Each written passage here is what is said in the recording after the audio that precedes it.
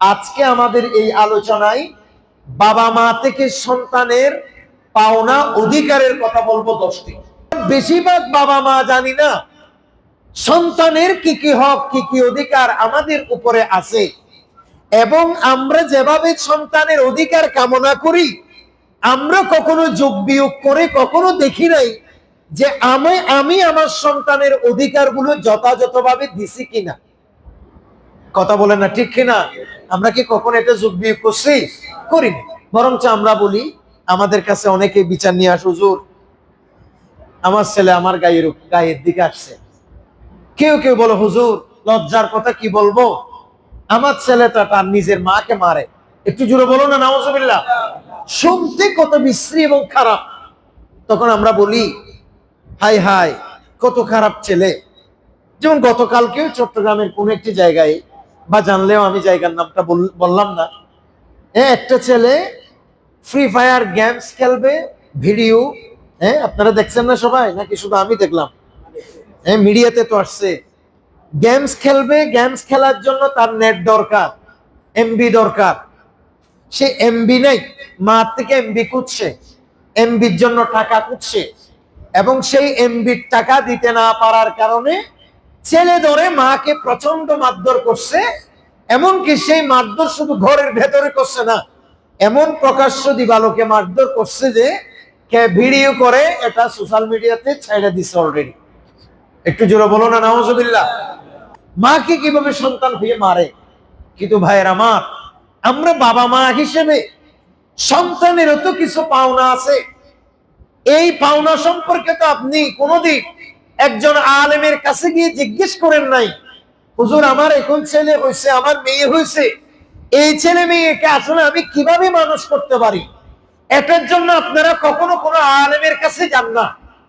আপনারা কখনো কোনোদিন একজন বিজ্ঞ ভালো মানুষ, নেককার পুণ্যবান মানুষের কাছে গিয়ে কোনোদিন পরামর্শ নেন না যে আমার ছেলেটারা আমি মানুষের মতো মানুষ কিভাবে করব। ভাইয়ের আমার, এই ওয়াজ তো আমরা করিও না, আপনারা শুনেনও না, আপনারা শুনতে চানও না, অথবা আমরা শুনাইতে জানিও না। এটা একটা বড় দুঃখজনক ব্যাপার। আজকে মনে রাখবেন, আজকে আমাদের এই আলোচনায় বাবা মা থেকে সন্তানের পাওনা অধিকারের কথা বলবো 10টি। সবাই বলেন কয়টি? 10টি। কমসে কম 2 ঘন্টার আলোচনা আমরা মাত্র 10-20 মিনিটে করব। সবাই বলেন ইনশাআল্লাহ। তাহলে আমরা কথা না বাড়াই বলি, সন্তানের প্রথম যে পাওনাটা মা বাবার কাছে আছে সেটা হচ্ছে একটা নিরাপদ জিন্দেগি। একটু জোরে বলুন সুবহানাল্লাহ। কি জিন্দেগি বললাম? নিরাপদ। অর্থাৎ সন্তান যখন পেটের মধ্যে আসবে, এটা কিভাবে অপারেশনের মাধ্যমে শেষ করে ফেলা যায়। অলরেডি আমার 2টা বাচ্চা আছে, আর একটা বাচ্চা হলে আমি 3 জনের খাবার দাবার কিভাবে দিব, এটা আপনি কখনো ভাববেন না। আপনার সন্তান যখন গর্ভেই আসছে, এরপর থেকে আপনার উচিত হচ্ছে তাকে একটা নিরাপদ জীবনের দিকে এগিয়ে নিয়ে যাওয়া, এবং তার জন্য মহান রব্বে করিম আল্লাহর কাছে দোয়া করা। একটু জোরে বলুন সুবহানাল্লাহ। তার জন্য কি করা?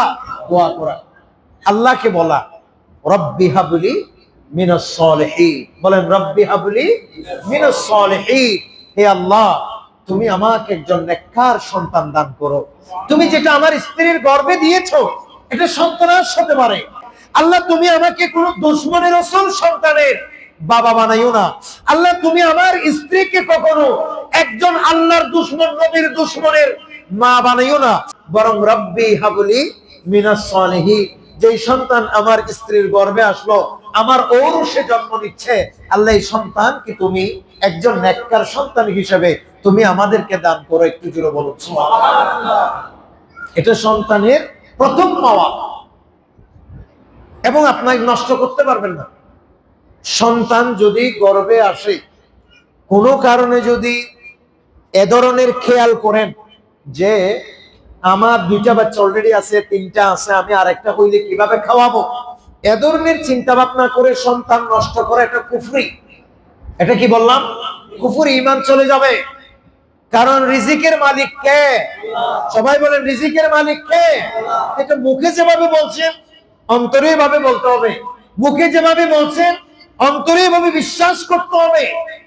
আল্লাহ বলেন, আউযু বিল্লাহি মিনাশ শাইতানির রাজীম ওয়ালা তাকতুলু আওলাদাকুম মিন ইমলাক নাহনু নারযুকুকুম ওয়া ইয়্যাহুম। দারিদ্রতার কারণে তোমরা কখনো তোমাদের সন্তানদেরকে হত্যা করবা না, কারণ তাদের রিজিকের ব্যবস্থা আমি আল্লাহ দিই, এমনকি তোমাদের রিজিকের ব্যবস্থাও আমি আল্লাহর তরফ থেকে হয়। তার মানে বুঝে গেল আমাদের রিজিকের মালিক কে, আমাদের সন্তানের রিজিকের মালিক কে। সুতরাং কেউ যদি মনে করেন আমি তার রিজিকের ব্যবস্থা করতে পারবো না, আমি তারে রিজিক দিতে পারবো না, আমি তারে খাওয়াইতে পারবো না, এ ধরনের চিন্তা থেকে যদি কোনো গর্ভে আসা সন্তানকে কোনো বাবা মা এভারেশন করে কিংবা কোনোভাবে ওষুধ খেয়ে নষ্ট করে, সাথে সাথে এটা হবে কুফরি। কারণ আমাদের রিজিকের মালিক আল্লাহ, সেটা আমাদের মুখের কথা নয়, এটা সরাসরি আল্লাহর কোরআনের ফয়সালা। হ্যাঁ, কোনো কারণে স্ত্রী গর্ভবতী হয়েছে, কোনো কারণে যদি ওই সন্তান নষ্ট করতে হয়, তার বিধান আছে। তার কি আছে? বিধান আছে, তার একটা নিয়ম আছে কোন পদ্ধতিতে করবেন। কোনো কারণে ডাক্তার যদি বলে এই স্ত্রী সন্তান ভূমিষ্ঠ হলে মারা যাবে, অথবা এমন একজন ছোট্ট বাচ্চা আছে এই সন্তান দুনিয়াতে আসলে ওই বাচ্চার অসুবিধা হবে, এই জাতীয়, এটাকে বলা হয় ইসলামী শরীয়তের পরিভাষায় উযর। শরীয়ত সমর্থিত এই জাতীয় কোনো উযর থাকলে যদি বাচ্চা নষ্ট করতে চায়, ডাক্তারের পরামর্শক্রমে, মুসলিম ডাক্তারের পরামর্শক্রমে তখন নষ্ট করা যাবে, তাও 120 দিন বয়স হয়ে গেলে আর কোনোভাবে সম্ভব হবে না। 120 দিন বুঝছেন? 4 মাস। যখন সন্তান পেটের মধ্যে 4 মাস হয়ে যাবে, তখন তার রূহ চলে আসবে, সে পরিপূর্ণ মানুষ হয়ে যাবে। তখন যদি আপনি এভারেশন করেন, নষ্ট করেন, সরাসরি জিন্দা জীবিত একজন জলে জীবন্ত মানুষ হত্যা করলে যে এরকম গুনাহ, ঠিক ওই সন্তান যদি আপনি নষ্ট করেন, সেই রকম খুনির আসামি হয়ে যাবেন, সেই রকম অসুবিধার, সেই রকম গুনাহের সম্মুখীন আপনি হবেন। কোনো কারণে নষ্ট করতে চাইলে ওই 1 মাস 20 দিন অর্থাৎ 4 মাসের আগে এভারেশন করতে চাইলে শরীয়ত সমর্থিত কারণে তখন করা যাবে। আল্লাহ যেন আমাদের মাসালা বোঝার তৌফিক দান করেন। আমিন। 1 নম্বর 2, ইসলামী আদব কায়দা জানার অধিকার। সন্তানের 2 নম্বর অধিকার, খুব খেয়াল করেন, ইসলামী আদব কায়দা জানার অধিকার। আপনি বাবা মা, সন্তান জন্মগ্রহণ করেছে, ভূমিষ্ঠ হয়েছে, এই ভূমিষ্ঠ হওয়ার পরপরেই ইসলামী নিয়ম নীতির তালিম দেয়া, তার কানে আল্লাহর তাওহীদের শব্দ পৌঁছানো, নবী করিম সাল্লাল্লাহু আলাইহি ওয়াসাল্লামের রিসালাতের আওয়াজ পৌঁছানো, এই যে দুনিয়াতে নামাজ পড়তে হবে কল্যাণের জন্য, আল্লাহর কাছে দোয়া করতে হবে, এই জাতীয় মেসেজ তার কানে পৌঁছে দেয়া, এটা হচ্ছে ইসলামী আদব কায়দা। এই ইসলামী আদব কায়দা, এই ইসলামী আদব কায়দা জানার অধিকার সন্তানের 2 নম্বর অধিকার। একটু জোরে বলুন সুবহানাল্লাহ। এটা কি রকম? নবী করিম সাল্লাল্লাহু আলাইহি ওয়াসাল্লাম বলছেন, শুআবুল ঈমান ইমাম বাইহাকি হাদিস নোট করেছে, ইমাম তিবরানী মুজামুল আওসাতে হাদিস নোট করছে, আমার নবী বলেন, মান উলিদা লাহু মাউলুদুন ফাআযানা ফি উযনিহিল ইয়ুমনা ওয়া আকামা ফিল ইউসরা লাম তাদুররাহু উম্মুস সিবিয়ান। নবী বলেন, তোমাদের কোন সন্তান যদি দুনিয়াতে ভূমিষ্ঠ হয়, দুনিয়াতে জন্মগ্রহণ করে, তোমরা তার ডান কানে আযান দিবা, বলেন ডান কানে আযান দিবা, এবং তার বাম কানে ইকামাত দিবা। বাম কানে কি দিবা? ইকামাত দিবা। যেই ব্যক্তি ডান কানে আযান দিবে, বাম কানে ইকামাত দিবে, আল্লাহ পাক সুবহানাহু ওয়া তাআলা তাকে তো অনেক নিয়ামত দিবেন, সেই সাথে উম্মুস সিবিয়ান, তত ছোটদের যে বিমার আছে, জিনের খারাপ প্রভাব জনিত এই বিমার থেকে মহান রব্বে করিম আল্লাহ ওই সন্তানকে হেফাজত করবে আযান এবং ইকামাতের মাধ্যমে। জোরে বলুন সুবহানাল্লাহ। কিন্তু অধিকাংশ আজকাল আমরা দেখি হাসপাতালে সন্তান হইছে, 1 সপ্তাহ সিট খাটি দিচ্ছে না, 1 সপ্তাহ ধরে আযান না শুনে বাচ্চাটার রেখে দিচ্ছে। বলে না ঠিক নেবে ঠিক। ঘরে আসি বলতেছি না এতদিন যখন দাও নাই আর দেয়ার দরকার নেই। আপনি তো প্রথম, আপনি তো তাকে ইসলামী আদব কায়দা আল্লাহর তাওহীদের শব্দ শোনা থেকে, নবীর রিসালাতের শব্দ শোনা থেকে আপনি তাকে বঞ্চিত করেছেন। আরেকটা জিনিস মনে রাখবেন, সন্তান ছোট্ট নবজাতক শিশুর কানে আজান দেয়া এটা কিন্তু যদিও শরঈ ভাবে মুস্তাহাব, কিন্তু এটা ব্যাপক ফজিলত।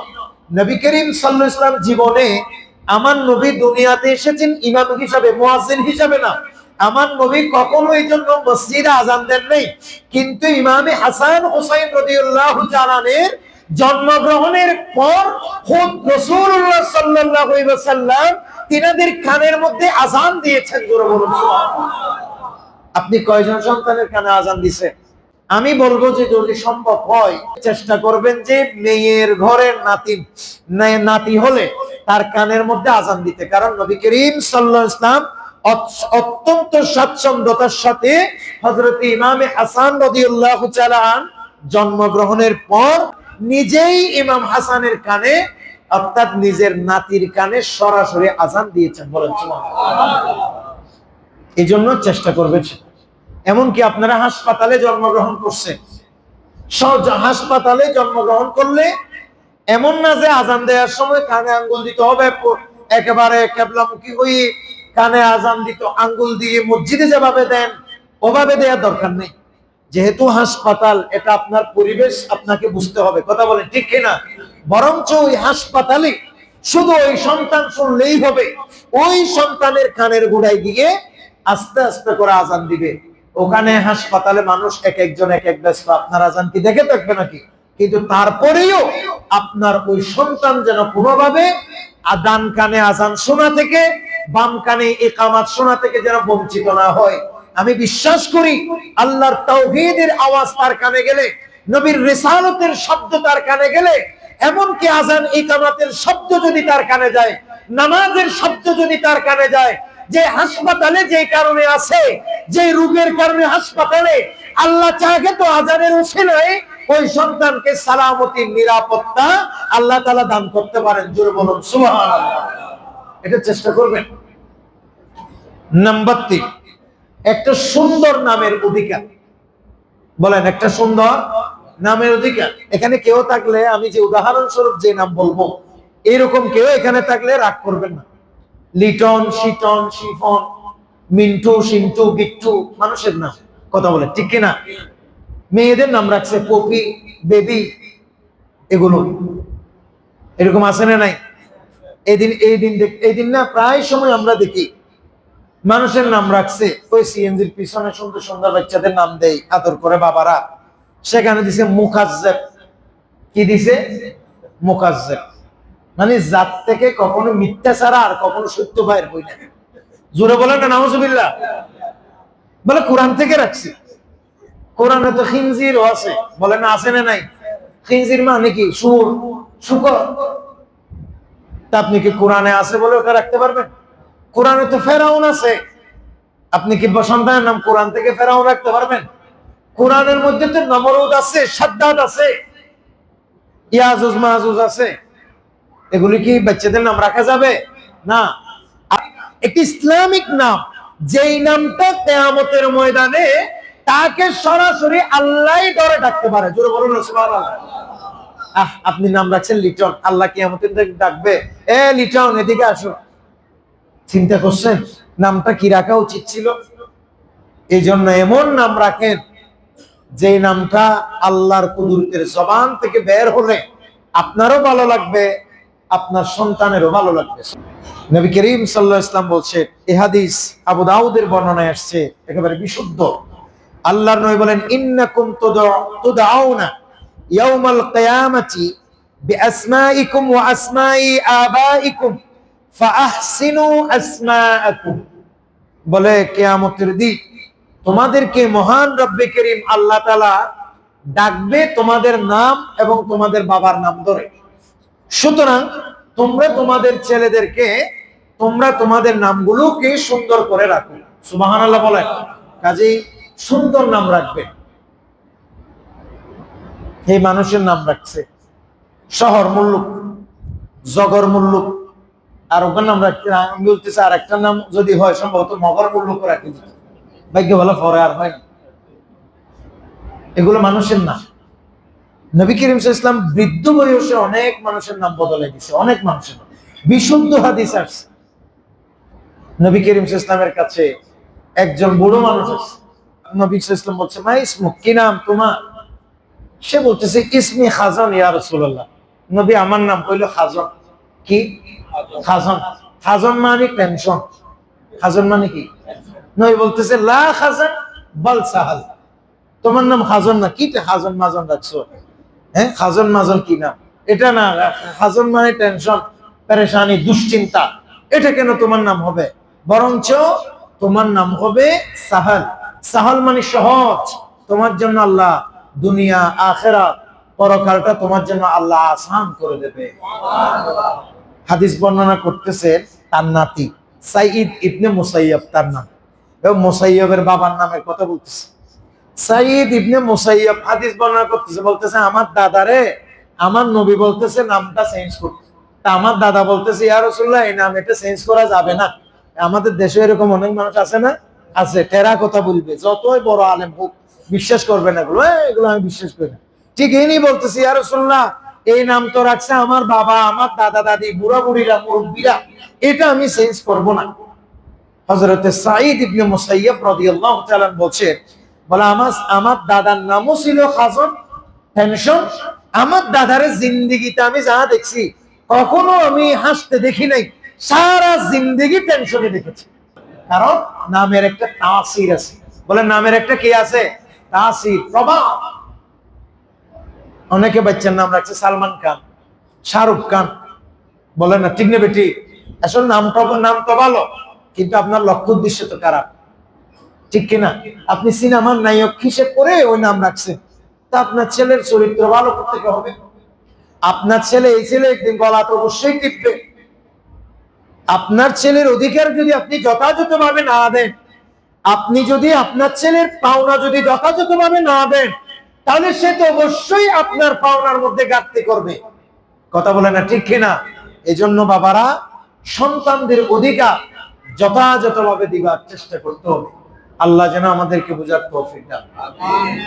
আপনারা নাম রাখার সময় অর্থ বুঝে এরকম কোন একজন আলেমের সাথে পরামর্শ করবেন, হুজুর আমার ছেলের নামটা আমি অমুক রাখতে চাচ্ছি, কি বলেন? আপনি হুজুরকে দাওয়াত না দেন, আপনি হুজুরকে পয়সা না দেন, কিন্তু অন্তত একটা ফোন দিবেন। ফোন দিয়ে জিজ্ঞেস করবেন যে, হুজুর আমার ছেলের নাম অমুক রাখতে চাচ্ছি। অনেকদিন আগের কথা, আমি এক হুজুরের সাথে এক দাওয়াতে গেছিলাম। জমজ দুইটা মাইয়া হয়েছে ওই ঘরে। কথা আপনারা বুঝতেছেন? হুজুরের কথা বলতেছি। তো জমজ দুইটা মাইয়া হয়েছে। এগুলো হয়তো এখন এতদিনে বড় হয়ে গেছে এবং কথায় বাস্তব। তো বলতেছে, হুজুর আমার, হুজুরে বলতেছে কি নাম রাখবেন? তোরা বলতেছে, হুজুর দুই বোন, ওরা জমজ হয়েছে, একজনের নাম রিঙ্কি রাখেন আর একজনের নাম ফিঙ্কি রাখেন। একদম নামও বরাবর, আমি নামও বরাবর বলতেছি। কি বললাম? একজনের নাম রিঙ্কি আর একজনের নাম ফিঙ্কি। আমি তখন কিন্তু ছোট, কিন্তু আমার এই কথা বলার সাথে সাথে, আমি তখন সম্ভবত তখন ক্লাস 9 এরকম পড়ি, আমার ভিতরে খুবই খারাপ লাগতেছে। হুজুরে বলছে, ঠিক আছে তাহলে এই নাম রেখে দিই। আমি হুজুরকে বলছি, হুজুর আপনি একজন আলেম মানুষ, উনি কিন্তু মুরব্বী, হুজুর আর নামটা চেঞ্জ করে দেন। বেশি কথা বলো, এই নাম চেঞ্জ করলে ওরা আমাকে আর দাওয়াত দিবে? এই নাম চেঞ্জ করলে ওরা আমাকে আর দাওয়াত দিবে? এটা হচ্ছে দুনিয়া, এটা বাস্তব। এটা মসজিদে বলতেছে, আমানতের সাথে বলতেছে, আমাকে এভাবে বলছে, এবং নামও হবু যেগুলো বলছে এগুলাই বলছে। কিয়ামতের ময়দানে ওদের বাবা মা বাঁচবে কিনা আমি জানি না, হয়তো ওরা তো মূর্খ মানুষ, সাধারণ মানুষ, ওরা তো একজন আলেমের আশ্রয় নিছে। নামের কারণে যদি কোনো মানুষ আটকে যায়, তাহলে এই হুজুর 1 নম্বরে আটকে যাবে। কথা বলেন, ঠিক না বেটি? এই দাওয়াতের কারণে শরীয়তের কথা মাসালা যে উল্টাপাল্ট হয়ে যাচ্ছে, আপনাদের তো এই খবর নাই। শুধু দাওয়াত কমে যাবে, দাওয়াত চলে যাবে, মানুষ ভালোবাসবে না, শুধু এই চিন্তা, মানুষে কি বলবে, এই চিন্তা থেকে শরীয়তের কথা মাসালা যে উলটপালট হয়ে গেছে, প্রচলিত হয়ে গেছে, এটা অনেকেই জানেন না। এবং আমি পরে দেখলাম রিঙ্কি ফিঙ্কি এই দুইটা শব্দের অর্থ দেখতেছি ডিকশনারিতে এসে, তখন ছোট ডিকশনারি পকেটে ছিল, তখন তো আর মোবাইল টোবাইল এত বের হয়নি। তখন আমি বলতেছি দেখি শব্দগুলোর অর্থ কি, দেখলাম যে রিঙ্কি ফিঙ্কি এই দুইটা শব্দ কোনটা শব্দ কি এটা আমার এখন পরিপূর্ণ মনে নাই, কিন্তু এই দুইটা শব্দের অর্থ পাইছিলাম, একটার নাম হচ্ছে রাজহাঁস আর একটার নাম হচ্ছে ইন্দুরের বাচ্চা। এই নাম আমাদের মুসলিম সমাজে বলেন বর্তমান যুগেও আছে না নাই? এই যে পপি রাখে, পপি, এটা নামটা শুনতে কত সুন্দর না, নামটা শুনতে ভালো শোনাই, কিন্তু আমাদের অনেক আত্মীয় স্বজন, নিজের বোন, নিজের বউ, নিজের মাইয়া, এরকম অনেকের নাম আছে, কিন্তু আপনি কোনোদিন ডিকশনারি করে দেখছেন পপি মানে কি? পপি শব্দের অর্থই তো হচ্ছে আপনার কুকুরের বাচ্চা, যেটার আমরা চট্টগ্রামের ভাষায় বলি কুত্তার বাচ্চা, আর শুদ্ধ ভাষায় বললে কুকুর ছানা। আপনি এই নামটাই রাখছেন বাচ্চা, কুত্তার বাচ্চা, বাপে ডাকতেছে ও কুত্তার বাচ্চা এদিকে আসো, ইংরেজিতে ডাকতেছে এই পপি এদিকে আসো, তখন আর মাইন্ড করতেছে না। এটা বাংলা বাংলা মাইন্ড, ইংরেজিতে বললে কি আর মাইন্ড নেই। 4 নম্বর হচ্ছে আকিকার অধিকার। কিসের অধিকার বললাম? আকিকা। এটা খুবই জরুরি। প্রত্যেক সন্তান জন্মগ্রহণের পর সামর্থ্যবান বাবা মাদের উচিত সন্তান জন্মের 7 দিন পর, কথা বলেন কয়দিন পর? 7 দিন পর, অথবা সম্ভব না হলে 14 দিন পর, তাও সম্ভব না হলে 21 দিন পর, তাও সম্ভব না হলে যখন সম্ভব তখন সন্তানের জন্য আকিকা দেয়া। এটা কোন কোন বর্ণনায় আসছে সুন্নাহ, আর কোন কোন বর্ণনায় আসছে মুস্তাহাব, এমনকি কোন কোন বর্ণনায় ওয়াজিব পর্যন্ত আসছে। কাজেই প্রত্যেক বাবা মাদের উচিত সামর্থ্য থাকলে সন্তানের জন্য আকিকার ব্যবস্থা করা। একটু জোরে বলুন সুবহানাল্লাহ। কিসের ব্যবস্থা? আকিকা। আকিকা কিভাবে দেবেন? এখানে বেশ কিছু মাসআলা আছে। প্রথম কথা হচ্ছে আকিকা দিবেন সন্তান হলে 2টি ছাগল। বলেন সন্তান হলে 2টি ছাগল, আর মেয়ে হলে সন্ততি, মেয়ে হলে 1টি ছাগল। আমি কি আপনাদের কথা বুঝাইতে পারলাম? মেয়ে হলে কয়টি? 1টি, আর ছেলে হলে 2টি। আর ঠিক সেভাবে গরুতেও, যেহেতু একটা গরুতে 7 অংশ, মেয়ে ছেলে হলে 2 অংশ দিবেন, একজনের জন্য 2 অংশ, আর মেয়ে হলে 1 অংশ। এটা হচ্ছে বিশুদ্ধ মাসআলা। আর কেউ যদি বলেন হুজুর আমি তো গরিব মানুষ, অসহায় মানুষ, কোন রকম 1 অংশ দিতে পারবো, ছেলে হোক মেয়ে হোক, অথবা একটা ছাগল আমি দিতে পারবো, তাহলে আপনি যেহেতু সামর্থ্য নাই, আপনার যেহেতু সামর্থ্য কম, তাহলে আপনি একটা দিলেও হয়ে যাবে। কিন্তু বিশুদ্ধ হচ্ছে ছেলের জন্য 2 অংশ, মেয়ের জন্য 1 অংশ। আল্লাহ আমাদেরকে বোঝার তৌফিক দান। এটা কেন? কারণ 2 জন মেয়ে সমান, 1 জন কি ছেলে। সম্পদের ভাগ বন্টন কিরকম? 2 জন মেয়ে সমান, 1 জন ছেলে। ঠিক সেরকম এখানেও 2 জন মেয়ে সমান, 1 জন ছেলে। দ্বিতীয়ত আকিকা কেন্দ্রিক সমাজে বেশ কিছু কুসংস্কার প্রচলিত আছে। যেমন কেউ কেউ বলে একেবারে প্রসিদ্ধ চট্টগ্রাম, এটা আবার আমাদের দিকে নেই, কখনো আমি জীবনে শুনিনি, এখানে আমি শুনছি চট্টগ্রামে বা এই সমস্ত এরিয়াতে আমি শুনছি, বোয়ালখালী, তারপর আমাদের আনোয়ারা, চন্দনাই, সাতকানিয়া, এই এরিয়া কিছু কিছু জায়গায় আমি শুনছি যে এটা আবার কোথাও নেই, এটা এখানে শুনছি যে নাভি না শুকাইলে আকিকা দেয়া যাবে না। বলেন এরকম এরকম আপনারা শুনছেন? কথা বলেন, আপনারা শুনছেন এরকম? এরকম এখানেও হয়তো থাকতে পারে, হয়তো আপনারা শুনেন নাই, কিন্তু আমি অনেক জায়গায় এটা দেখছি। এবং আমাকে অনেকে আজকেও মসজিদে এখানে ঢোকার আগে আমার 2 জন ভাই আমার কাছে গেছে, এই মাসালা জিজ্ঞেস করেছে। হাদিসে পাকে ফিকাহ ফতোয়ার কিতাবে আকিকা করার জন্য বলেছে কয়দিন? বলেন কয়দিন? এখানে নাভি শুকানোর কথা এখানে আসেনি। আপনারা এটা কোথা থেকে বানাইলেন এটা আমার মাথায় আসে। এই জন্য নাভি শুকাক না শুকাক, আকিকা দেবে কয়দিনে? 7 দিন। এটা হচ্ছে 1। 2 নম্বর, কেউ কেউ বলেন আকিকা দেবার আগে অথবা নাভি কাটলে এটা কিছু স্বর্ণ সহ মাটির ভিতরে ফুটে ফেলতে হয়, দাফন করতে হয়। আর এক জঘন্য কুসংস্কার। এগুলি হিন্দুয়ানি কথা, এগুলির সাথে মুসলমানের কোন সম্পর্ক নাই। স্বর্ণ দামি জিনিস, মানুষ স্বর্ণের অভাবে বিয়ে করতে পারতেছে না, আর আপনি বিয়ে করছেন, বাচ্চা হইছে, বলতেছে নাভির সাথে স্বর্ণ মানে গাড়াইতে হবে, ফুতে ফেলতে হবে, মাটিতে দাফন করতে হবে, নাউজুবিল্লাহ মিনাশ যালিক। এগুলোর সাথে ইসলামী শরীয়তের কোনো সম্পর্ক নেই। এবং এগুলো যারা বলছে তাদের থেকে জিজ্ঞেস করবেন এটা কোন কিতাবে আছে। এরা বলবে কি বলবে? বলে আমাদের মুরব্বীরা বলছে। কারা বলছে? মুরব্বী। ইসলামে মুরব্বীরা বলছে বলতে কোনো কিছু নাই। ইসলামে আছে কোরআনে কি বলছে, হাদিসে কি বলছে, সাহাবায়ে কেরাম কি আমল করছে। আল্লাহ যেন আমাদেরকে বোঝার তৌফিক দান করেন। আকিকা কেন্দ্রিক আরো কিছু কুসংস্কারের মধ্যে আরেকটা বিষয়, সেটা হচ্ছে কেউ কেউ বলে যে আকিকার গোশত বাবা মা খাইতে পারে না। আর এক জঘন্য মিথ্যাচার। কেন? আপনারা আমাকে বলেন, আপনারা আকিকা দিচ্ছেন কি শুকরের গোশত, কুকুরের গোশত, নাকি গরু ছাগল? এটা হালাল করেছেন কে? আপনি কিভাবে এটা হারাম করলেন? তাও আবার 2-3 জন 4 জনের জন্য।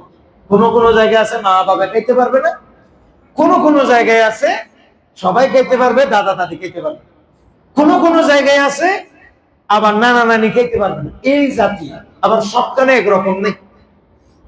সবখানে কিন্তু একরকম নেই। কোন কোন এলাকায় বলেছে আকিকার গোশত সবাই খাইতে পারবে, শুধু বাবা মা ছাড়া। কোন কোন এলাকায় বলে বাবা মা সহ 14 গোষ্ঠী লতাশিয়ে সবাই খাইতে পারবে, শুধু দাদা দাদি ছাড়া। আবার কোন কোন জায়গায় বলে সবাই খাইতে পারবে, এমনকি দাদা দাদিও খাইতে পারবে, কিন্তু নানা নানি খাইতে পারবে। এই সমস্ত বিষয়ের সাথে ইসলামের কোন সম্পর্ক নাই। তাহলে বলেন আকিকার গোশত সবাই খাইতে পারবে? পারবে। আল্লাহ যেন আমাদেরকে বোঝার তৌফিক দান করেন। আর কেউ কেউ মনে করেন আকিকার গরু যেটা, ছাগল যেটা, এটা নানারও বাড়ির থেকে দিতে হইব। এটা একদম কমন মাসালা আমাদের চট্টগ্রামের অনেক জায়গায়। কেন? সন্তান জন্ম দিচ্ছেন আপনি, এই সন্তানকে, ওই সন্তান ডাক্তার হইলে সুবিধা ভোগ করবেন আপনি। কথা বলেন ঠিক কিনা?